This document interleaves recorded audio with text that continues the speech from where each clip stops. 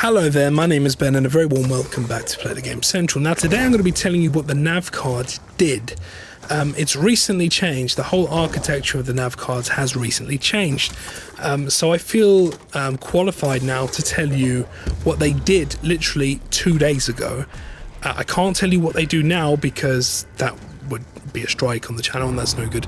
But I can tell you what they did, which is brilliant, because this is potentially never going to come back, which is a shame because actually it was good, but I've heard that the new idea is even better, so that's cool.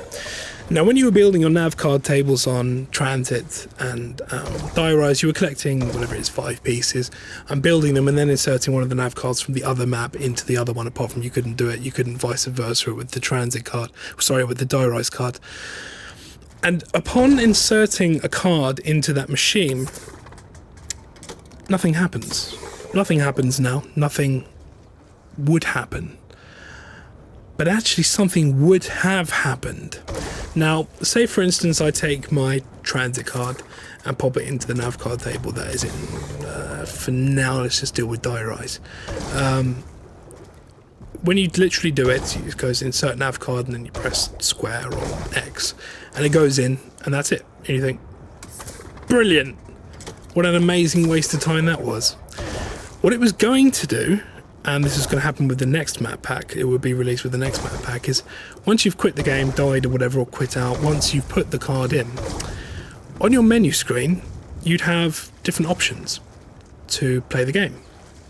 Different options that you wouldn't have had unless you would have put that nav card in. That's the entire basis of the nav card and the reason it was there.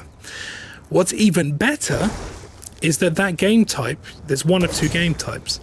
On Transit, if you'd put the nav card from into the Transit table, then depending on which side of the Easter egg you did, Max's or Richthofen's, you'd have a different game type on your menu, which is a reason to redo the Easter eggs again and again and again so you can play the different types of game.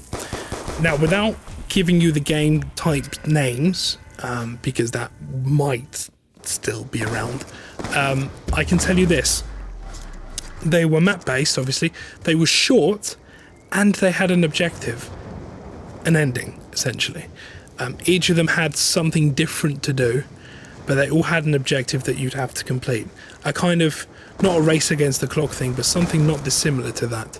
And it would be unlocked with insertion of the nav card. Now I think a lot of people are going to think, oh, that's shit, because I thought that the nav card would open up a new room full of weapons arsenal or teleport me back to Nacht or something.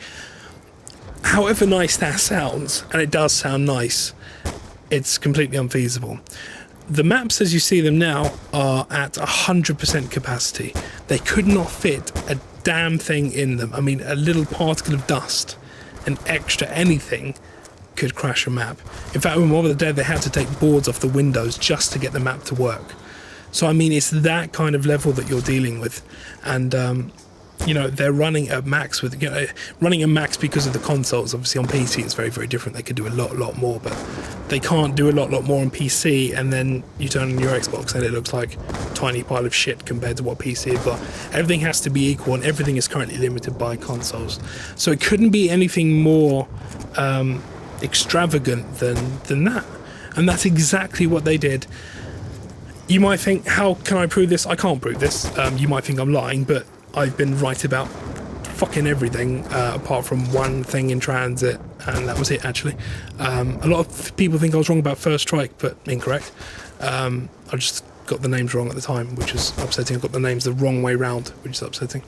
But it's all good, and that's what they were going to do, and I hope you like that information.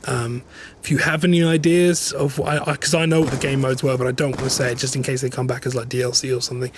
What would you like to see as an objective in those game modes? Would you like to see a run against the clock kind of thing, having to do things for either side?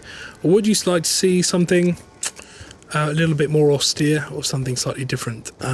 Thank you very much for watching, guys. I really appreciate you watching, and I will see you soon. Goodbye.